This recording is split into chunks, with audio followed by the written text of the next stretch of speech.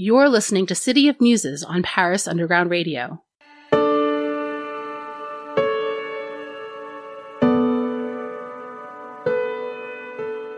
Welcome back to City of Muses on Paris Underground Radio. I'm your host, Jennifer Garrity. I'm a screenwriter, filmmaker, and the creator and founder of the Paris Underground Radio podcast network. Each week, I sit down with an artist or creative to talk about what inspires them, what their creative process is like, and how Paris plays into it all. For the Season 3 finale of City of Muses, I'm honored to be speaking with Venezuelan-American painter and video artist Lala Drona. Lala Drona has been a part of multiple international residencies, and her work has been exhibited in galleries all over the world. In her work, she examines themes of women in the digital world, the male gaze, and the abject feminine. Her latest solo exhibit, Virtual Residence at the Elios Gallery in Paris, just closed last month. In our conversation, Lala Drona speaks candidly about everything from beauty to porn to the power of birth.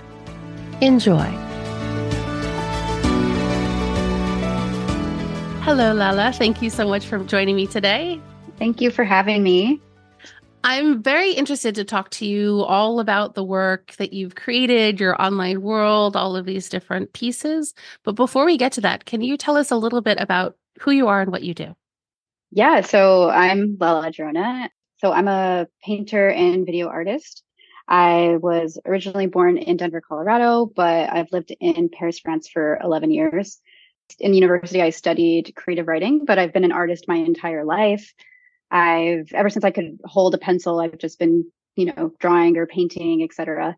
And so by the time I got to university, I wanted to do something a little different. So I got into creative fiction and all that. And I love doing that. But after that, since then, I've done quite a few residencies internationally and have shown my work internationally as well in both collective and solo exhibitions.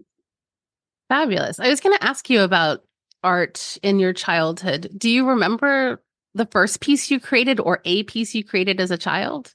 Well, that's a really good question. I know that there used to be these books that it was like a cartoon book that I think it was supposed to help you learn how to draw. And so they would just have disembodied eyes or disembodied noses and stuff. And so you would just take those and make a face with it by copying it and drawing it. And you would kind of reassemble a face with these different features just by copying it. And I really liked doing that a lot. That's fun. I don't think I had that, but that sounds like a lot of fun. Yeah, I've never seen them before. My mom would do something. My mom is an artist, and she would do something where she would draw a shape on a page, and I would draw a shape on a page, and then we'd switch and make something out of that.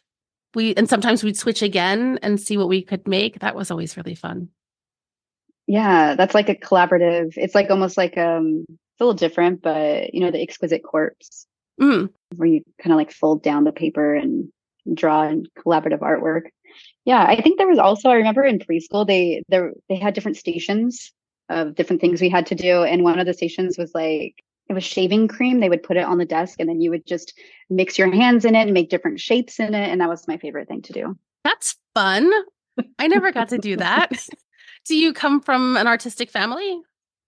Well, my mom, she used to be an artist. I mean, she's still an artist, I guess. Yeah, I don't know if you stop. But yeah, I grew up with, my mom, she used to paint murals at my elementary school, let's say there was a unit on, medieval times, then she would make an entire mural of castles and stuff down the hallway and paint that. I think it was really just her way of keeping a close eye on her kids, but but she was definitely creative. She made our Halloween costumes and all that stuff too. My mom too. Did she paint murals in your house? No, but there was another classroom too where she made this entire, I guess, maquette type of. It's not a maquette; it's just a model of the solar system on the ceiling. Ooh, with planets and everything. And I don't know how she got it to stay stuck up there, but yeah, it was pretty wild. And then when she was younger, she used to draw. So. It's cool growing up in a world where someone around you will just make the things that you're talking about. Yeah. It was really incredible. I'm really lucky. And it's, I guess, for that reason that my brother is also very creative as well. He makes music, he writes poetry, does comedy, sound, photography. Yeah. Do you remember the first thing that you made where you thought, maybe I could do this for a living? Um, I don't think I ever had that thought, to be honest. But it's only because art has not been that, I guess, like in the way that, when you're making art as, something that's so much a part of you, and you're just creating it because it's so natural in you to do, like from such a young age, and it that's what takes place your entire life. It almost becomes, I don't want to really connect it to religion, but it's almost the same thing. It's like you're not going to think about how you can make a living from religion in a way. It's just something that you do that feeds you in a different way and connects you to the world in a different way. So I don't know if I had that thought, but I've definitely had people tell me things like that's going to be the $1 million one or something. But yeah. I guess if you grow up in a world like we've been talking about, where it's possible just to take an idea or a subject in school and make it into a giant mural or a ceiling project, then you grow up with the idea that this is always possible. So it's not like it needs to click in your brain that this is a career that you could have in the same way. Yeah. I think it definitely did change the way that I thought about the world, and even just the visual, like the imagination that I had as well. Like it just, and then, yeah, it made it feel like anything was possible because we can make it like you can make it with your hands, but also you can make things happen for yourself. Like, already that you can go from like 0 to 1. And I've met a lot of people who can't really go from 0 to 1, or they have a more difficult time. And I don't know, I guess I think my background and my family setting for all of that. Yeah, that's really interesting. Because in my world, there was a moment where I realized the people on TV were actual people and not images. And it was that moment where I realized that's a thing that you can do. Like those are real people. Wow. So for me, there was like, I didn't know, it was a whole world that opened up to me once I realized that. Wow. That's pretty wild. I don't know if I ever had that. Like, I think I always knew that they were people or something. So I can't imagine that. Yeah. If you don't really realize that, or who knows if maybe I just don't remember the moment that I realized it was real people. But yeah, that's got to be a wild experience. Yeah, it sounds like it was a little bit more woven already into your world. So it wasn't like my parents were TV stars. So Yeah. I didn't know it was a thing in the same way. I mean, I was young. I was probably like 8 or 9 when I had this realization. So it wasn't like I was, 20. I wasn't. That would be so funny. If you're like, wait a second. Hang You're on. telling me that there's actually people somewhere else doing this thing on the screen. They're not in the box. They're not in there. That's actually a really cool idea for like a cartoon, or even like an art piece, is like actually having the people inside the screen, like in the box. Well, it also makes me think of like Charlie and the Chocolate Factory, when the guy is shrunk down, the little cowboy kid, and he's in the TV screen. Yeah. Yeah. I actually wonder if it was Charlie and the Chocolate Factory that made me realize that those were real people. I'm just putting this together now, but I think that's absolutely within the realm of possibility. Yeah. That's so funny. Yeah. But yeah, I think things like that happen. Like, I think that just kind of, just open your mind to how things work. I think I remember one time, it's not exactly the same thing, but one time I was out in the street, like, I don't know, they were laying down pavement or something like that outside of my house. And me and my brother went out there. We were very young. We started like playing with it, and our hands got all black. And came home, and my mom tried to wash it off of our hands, but like it wouldn't come off. And so she started freaking out and got really scared.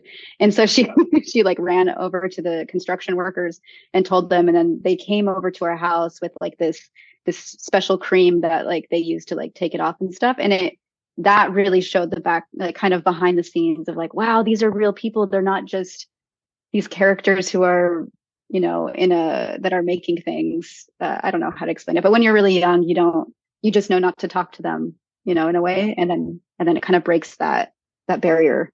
That's very cool. Yeah, it's the same kind of experience. Yeah.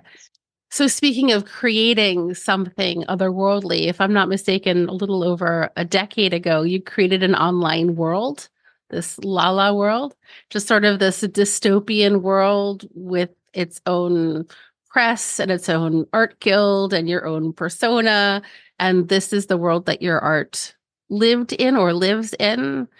How did that idea come to be? Yeah, so it started because so the name Lala Drona, it's inspired by the Spanish term La Ladrona, which means the thief. And so I'm half Venezuelan. Well, my mother's from Venezuela, so I always kind of kept that part of my identity, and I think I started using Lala Drona as my pen name. And once I left school, I wanted to keep writing, so I decided to make a blog and just kind of let the blog go where it was going. At first, it was just documenting me in Paris and all this kind of stuff, or maybe a couple of blog posts. But then pretty quickly, I started going into this dystopian art world where Lala Drona was this leader of an art laboratory. And in the art laboratory, she had these other characters, drones, who helped her do experiments on muses.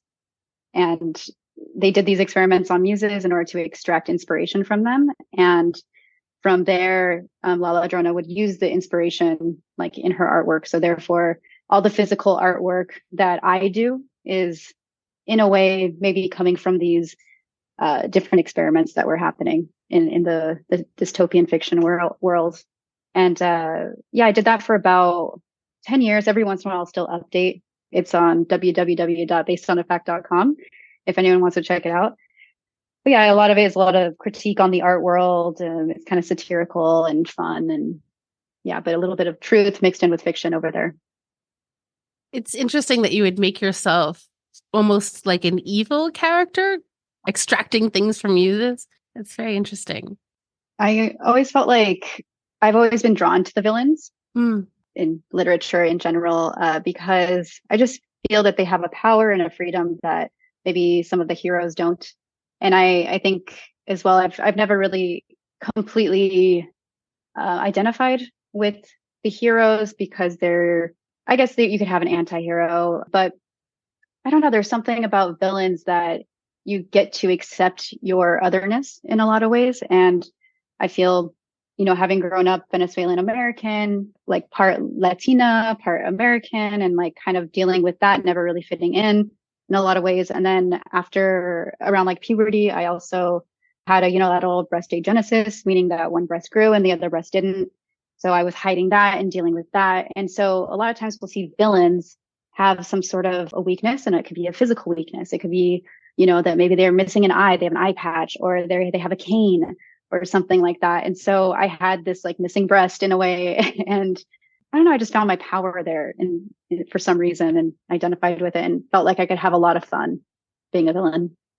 I love that. I was going to just bring up the agenesis, so it was perfect timing, but I love that you took that and made that into your superpower. And also it's sort of a secret superpower too, because if I'm not mistaken, you had breast implants for a while too. So it was like this thing that only you knew of, that you were able to create some sort of like, I don't know, channel through to make new art, new perspectives that other people wouldn't have even been able to think of because it came wholly from you and your experience. Yeah, definitely. I think that because I had several reconstructive surgeries. And so there was, for most of the time I had only one implant and the other breast was the natural breast. And I had one implant. It actually, since I could feel that natural side, and then I could feel like this almost Tupperware on the other side. It's almost, I felt like a cyborg or like monstrous in some way. I felt like I was hiding something, not being enough of something, like constantly reminded. And so I think having that, and I guess coming out through using my art, I was able to also use it as some sort of protection, I guess. It sounds like strange, but I think I always felt like I needed to protect that breast implant because it was this foreign thing in my body, and I didn't want to like hit it against something or whatever. I don't know. It just didn't feel safe. And so maybe in some way I was also building a protection around myself with this character, with Lala Drona, with, all of that kind of stuff as well. But I'm starting to take the walls down, but I'm still Lala Drona. I will always be Lala Drona. But yeah.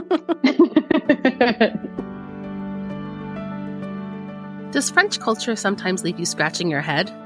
Well, you might enjoy listening to our sister podcast, Navigating the French, hosted by journalist Emily Monaco. Each episode focuses on a different word in the French language, and Emily is joined by an expert who will help explore what that word says about French culture. Listen now to Navigating the French on ParisUndergroundRadio.com or wherever you listen to podcasts. We'll be right back with City of Muses after a word from our sponsors. And now, back to City of Muses on Paris Underground Radio. It's very interesting. And I believe you just created a manifesto as well, an agenesis manifesto. Is that right? Yeah, I did. I had it at my last exhibition, which was called A Virtual Reference and was with Elios Gallery. It just ended like last week. So quite tired, but but it's okay. It's all good stuff. And so the manifesto, I still have copies as well, but it's really looking at this idea of kind of absence and presence and, all of that as well. And looking at the different ways that I do art inspired by my unilateral breast agenesis. And yeah, there's this idea of also simulations, because for me, since I had one natural breast and the other breast was simulating what, the other natural side, in a way. So this idea of the simulations and looking at art as an artist, as simulation makers, like we're creating experiences, we're creating worlds for people. And so it's there's parts of the manifesto that are talking about looking at art as a process of creating a simulation. So yeah, there's a lot of stuff there. Can people still get the manifesto, or is it available for purchase? Yeah, they can still, I haven't put anything up on my website or anything, but you can definitely contact me. Also in my newsletters, I also put up like a little link to be able to get it and whatnot. But yeah, you can just contact me as well. I think they're €10. So, pretty affordable. Yeah, it's also limited edition. So there's 125 and they're all hand numbered. Cool. I want to talk to you about your creative process. So when you're creating something, how does the process begin? I know your art is highly conceptualized, but I also heard in one of your videos you talking about how you couldn't get images out of your head. So does it start with the concept or does it start with the image? Like, where does it come from? So I guess traditionally, usually what happens to me is usually there's just an image that comes up, and then I'll work through it to see conceptually what that image means to me. And then maybe I'll work on that image a little bit more to express the concept I want to express to the viewer. And so I'll draw it out, and that will be the more spontaneous moment is drawing it out. And then after I've drawn it out, I'll go to the canvas and I'll paint it. However, recently I've been experimenting a lot more with just going straight to the canvas and like painting from the unconscious, which has been really interesting. And a lot of people like those paintings as well.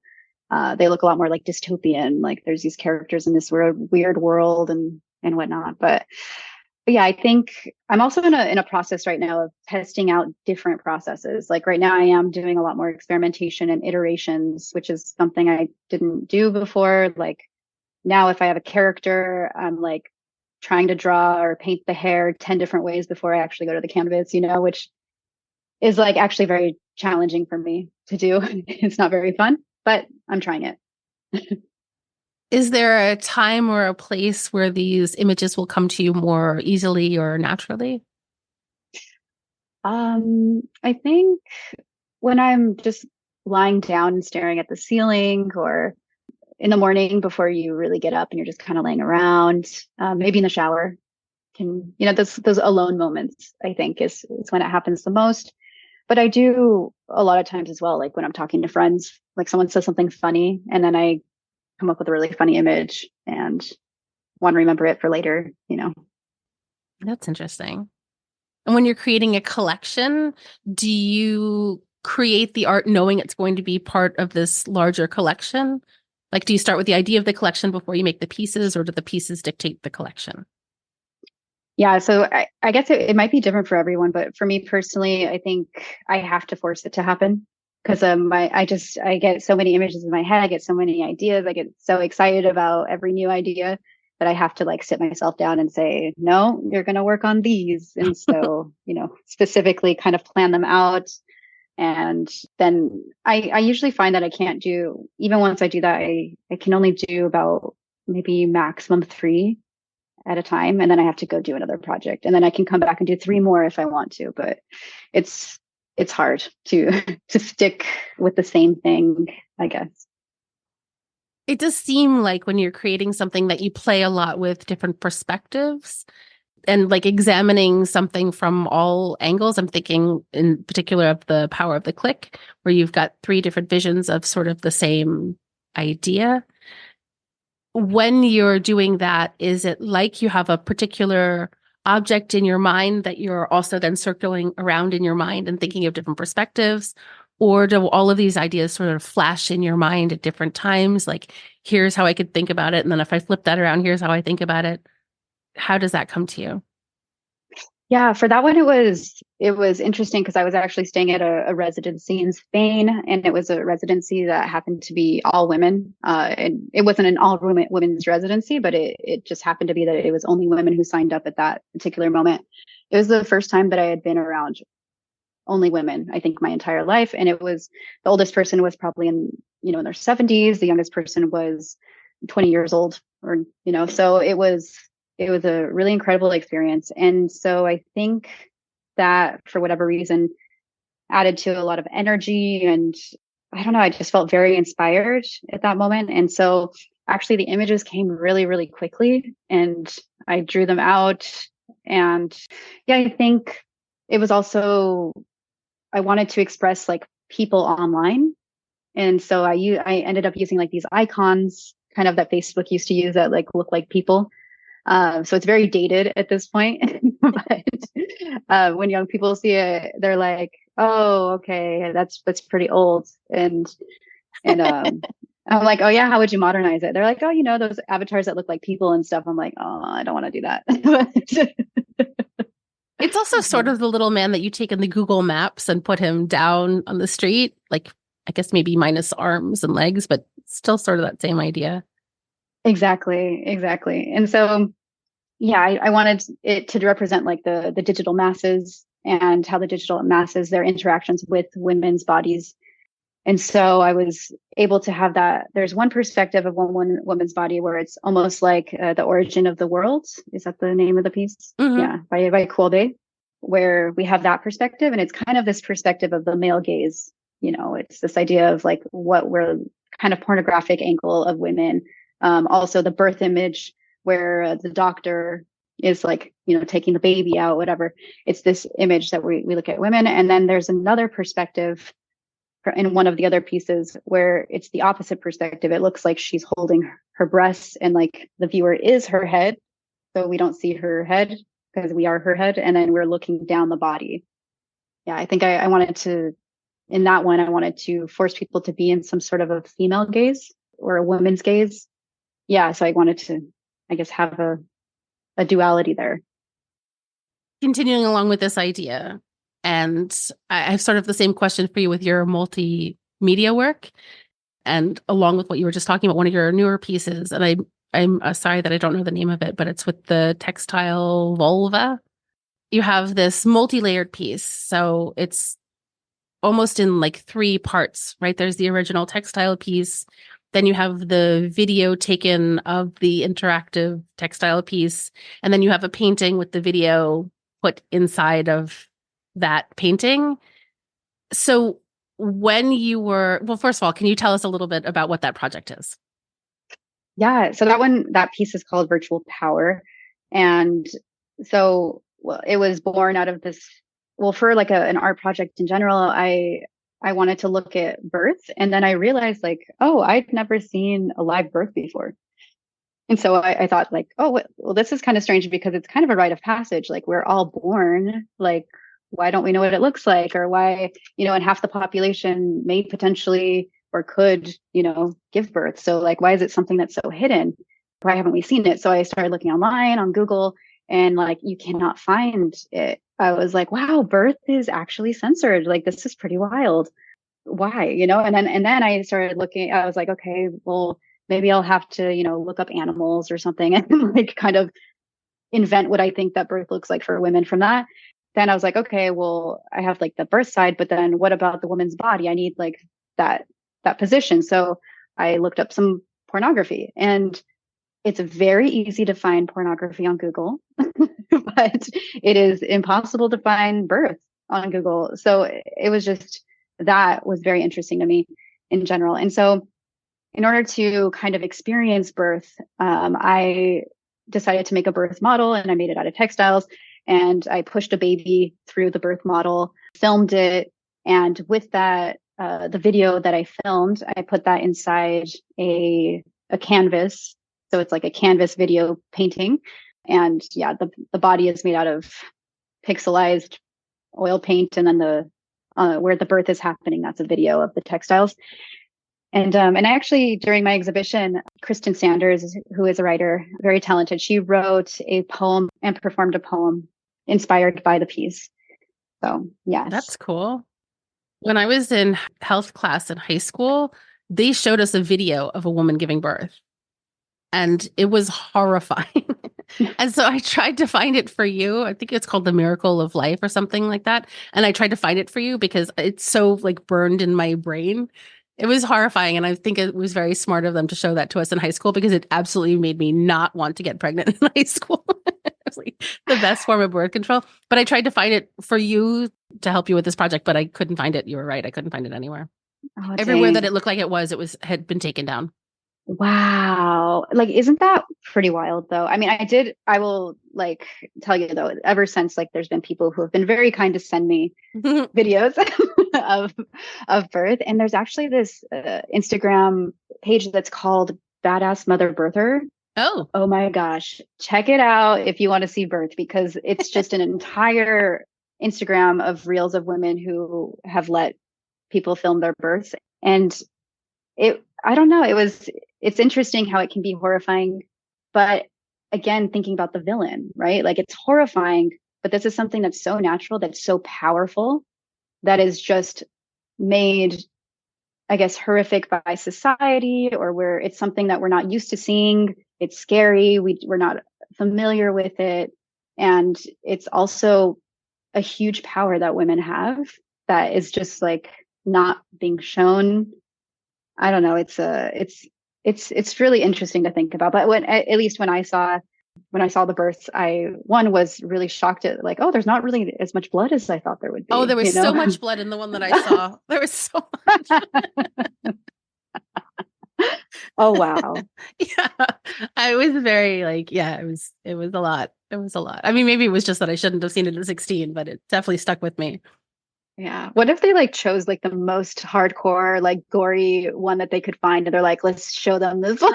I think they did. It was like I think it was like a video from like the 70s. So it was very raw and sweaty, and yeah, I mean, yeah, I don't know. Whoa. Okay. Yeah. Because I think I do have a memory of health class, but it wasn't like that. It was just like maybe very 5 seconds, like just coming out like blah. But no, not this one. This was not in my memory. Maybe I've slowed down time in my memory. I don't know. Are you a book lover who's always looking for the next best book? Or an avid reader who'd love the chance to ask their favorite author a question? Well, then you might like my other podcast, Storytime in Paris, where I interview writers with a French connection, with questions that come from you, the author's fans and followers. Then, the authors treat us to a reading from their books. Listen now to Storytime in Paris on parisundergroundradio.com or wherever you listen to podcasts. We'll be right back with City of Muses after a word from our sponsors. And now, back to City of Muses on Paris Underground Radio.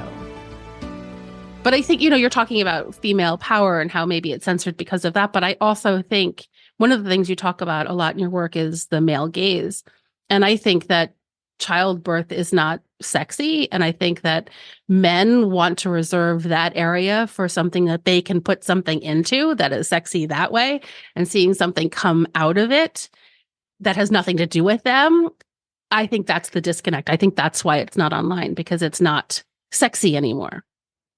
Wow. I actually hadn't even thought about it from that perspective, but I think that you're spot on. Like, it is definitely a way of reminding, let's say, the dominant culture, or, patriarchy, that our our bodies, our wombs, our parts are not only for consumption and not only for like pleasure, but we actually have an entire existence in life like outside of what they have to do with our bodies. Yeah. Wow. Well, I think that's why we can find porn, because then you can see it as a receptacle. And I mean, there's porn that's just for women, but in general, like it's something that they can have, that they can consume, that they can put themselves into, that then becomes theirs. Whereas a birth is the exact opposite. It has nothing to do with them, and it's a completely other person that's coming into creation. Yeah. And there's like, I mean, and I don't want to like bring in like philosophers, but I'm really into like Byung-Chul Han right now. And he has this book called Saving Beauty.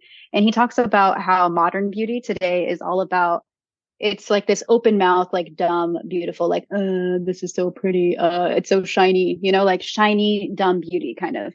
And so it's always linked to pleasure. So it's all about getting pleasure from it. And there's no other. So you don't look at this, like for example, when you see birth, it's something so magnificent, but like, and it's beautiful, but it's not just like, duh, that's so pretty. It's like a scary beauty. It's like, it's got so many different emotions in it. And so you see the other. And I think that with pornography, even if it is porn that is just for women, if a man is watching it, he is watching it with that open mouth, like this is consumption, there is no other, type of thing. And women can do this too, but it's just modern beauty. But I think, yeah, we've really gotten used to a type of beauty where there is no sadness mixed in, there is no danger mixed in, it's just boring for consumption, kind of pleasurable beauty.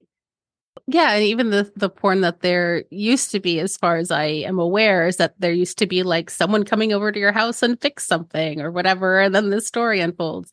And I feel like a lot of the porn that you find online right now is just the sex act, like just that, in without even a story around it. Not that those were great stories, but you know what I mean.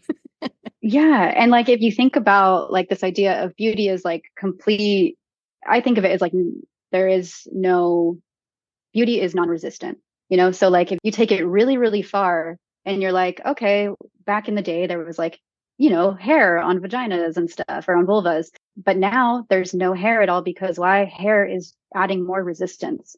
Like it's like the more smooth, the more like the least resistance as possible and can be like the most easily consumed and pleasurable.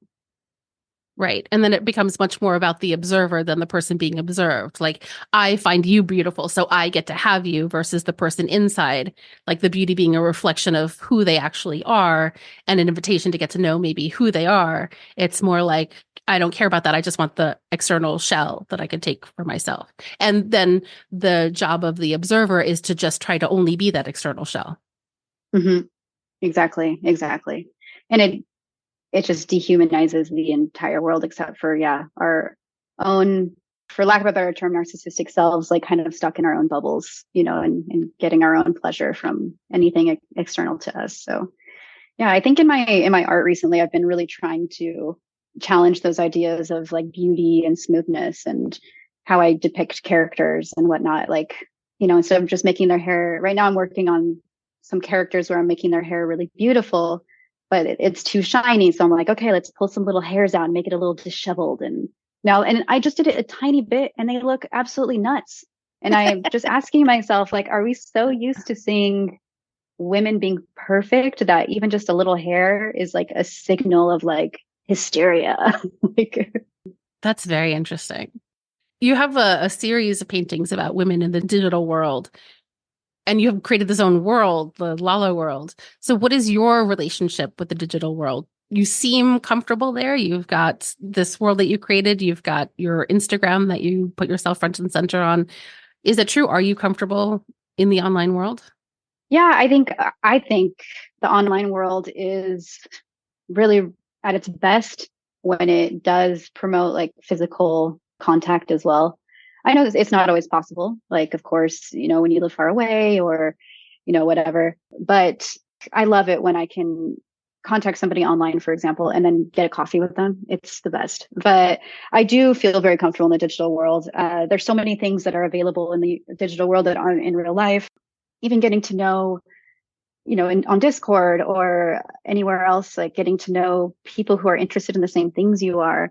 that, it would be absolutely impossible if I only hung out with people in my neighborhood to find people who were into, I don't know, the same topics we're talking about right now, or maybe I'm wrong, but yeah, I do feel comfortable there. And I think it gives a lot of possibilities. My parents actually in the 90s, they were internet entrepreneurs. So like at the very beginning of the internet, my dad was like, talking to a neighbor in the neighborhood. And he's like, this is the future. This is before the internet became a big thing. And I was like, well, isn't this the same as a phone? Like, but, I was pretty young, but yeah, and then they became entrepreneurs very early on in the internet and had like an online store and did really well for themselves. And, so I got to live like that American dream, but also the American decline as well once everything like got destroyed. But I think the internet and the online world was such a big part of my life. And even as far as, how my parents made money and how they supported us and everything, it became a really big, important place that was full of possibilities and potential. That's really interesting. Well, we wouldn't have met if it weren't for the online world. So I guess there's that in its favor. Definitely.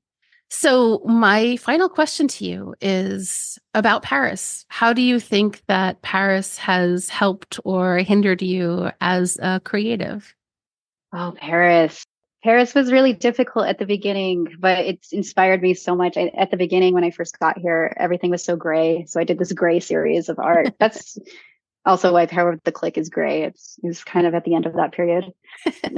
but yeah, it inspired me in a lot of ways. But I also, I broke my tooth here. Like I fell down in the metro and broke my tooth, and like it was just hard and then I learned French, so that made things a lot easier. But yeah, I think overall though, even at the most difficult times, I never wanted to leave just because Paris, and I feel like the French and the people who come here to Paris, most people appreciate art and culture on a certain level that I didn't see for, let's say, generally where I was from. Of course, I had friends and I knew people who appreciated those things. But I would say on a more massive scale, like people they would assume like, oh, you do art because you're not good at science or you're not good at math, type of thing. And it's just like, no, I like art, So Paris has been, I guess, a huge motivator and a place where you can find like-minded people and people who appreciate art and the big questions of, philosophy and humanity and all that stuff. Yeah, exactly. So where can people find you? How can they keep up to date with what you're doing and what you're making and all of that? So I keep my Instagram the most up to date, and that is at Lala Drona official. And you can also check out my website, laladrona.com. But yeah, I think that's it pretty much. Fabulous. Well, I will include links to all of that so that people can find you really easily. Thank you so much. This was wonderful. I feel like I could just keep talking to you forever. This was really great. Thank you. Yeah, I had a really good time too. And also, if anyone else wants to reach out online, I'm always happy to say hi. So, feel free to reach out. Thank you for listening to City of Muses. If you've liked what you heard, please take a moment to rate and review it. This is the fastest and easiest way to help support the podcast. Tell a friend who could use a little inspiration. You can also subscribe to the Paris Underground Radio newsletter over on our website, parisundergroundradio.com, which comes out every Sunday and gives a little peek into what's on the network for the week ahead. I'm your host, Jennifer Garrity. You can find me on all socials at Jennyphoria. That's JennyPhoria. Thank you for listening, and may you find inspiration wherever you go. City of Muses was produced by Jennifer Garrity for Paris Underground Radio.